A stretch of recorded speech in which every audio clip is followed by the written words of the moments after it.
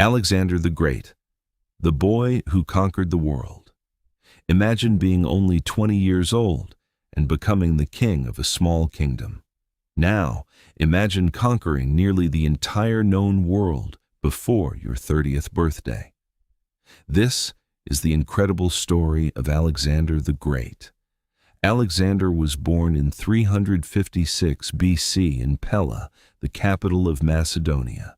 His father was King Philip II, a brilliant military leader who transformed Macedonia into a powerful kingdom. His mother, Olympias, believed her son was destined for greatness and filled his childhood with stories of gods and heroes. As a young boy, Alexander showed extraordinary courage.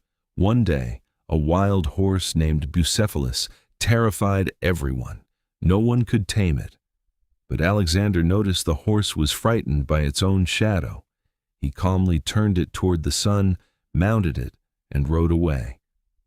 His father proudly declared, "My son, seek a kingdom equal to yourself. Macedonia is too small for you." At the age of 13, Alexander became the student of the famous philosopher Aristotle.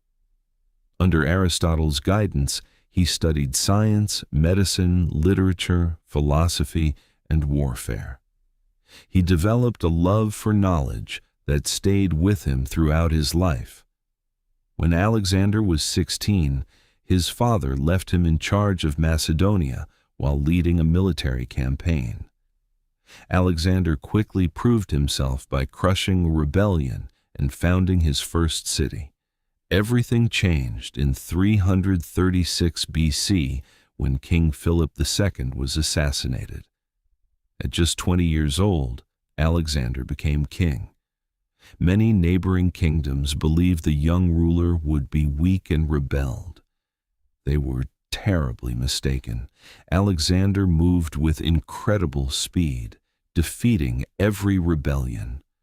When the Greek city of Thebes revolted, he destroyed it completely, sending a powerful message to anyone considering resistance. With Greece united under his command, Alexander launched the campaign his father had planned, an invasion of the mighty Persian Empire, the largest empire on earth. In 334 BC, Alexander crossed into Asia with around 40,000 soldiers. At the Battle of the Granicus River, he won his first major victory against Persian forces. The following year came the famous Battle of Issus, where Alexander faced King Darius III himself.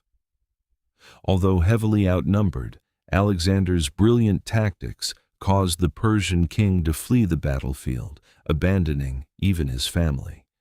Instead of celebrating, Alexander treated Darius's captured family with honor and respect, showing both strength and mercy. Alexander then marched south, capturing city after city. The city of Tyre refused to surrender.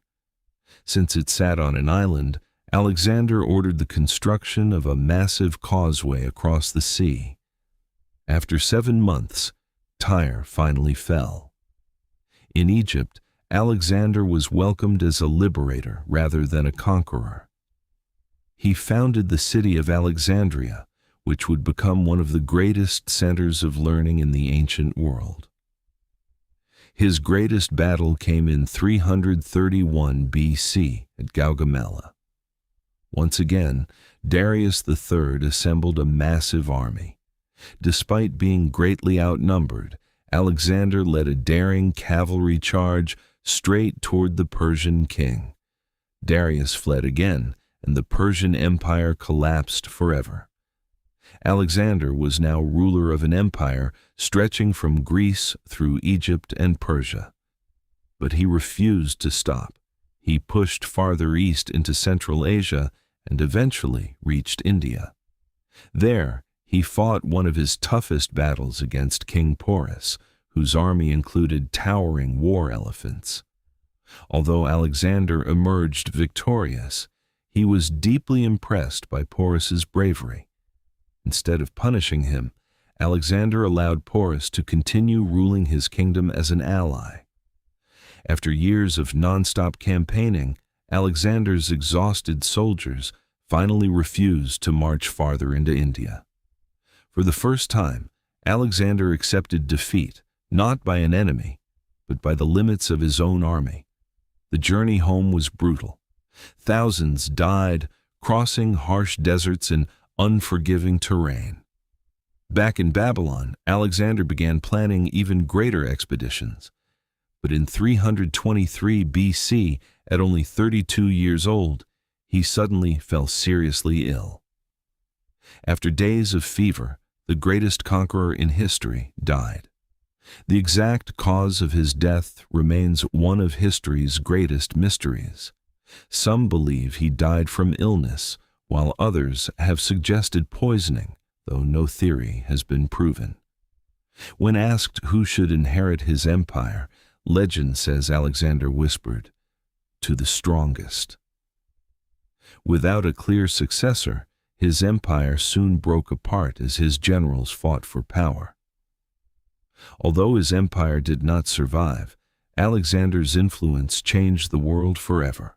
He spread Greek culture across 3 continents, inspired countless leaders, founded more than 20 cities, and became one of history's most legendary military commanders. More than 2,000 years later, the name Alexander the Great still symbolizes ambition, courage, and the relentless pursuit of greatness. His life lasted only 32 years, but his legend became immortal.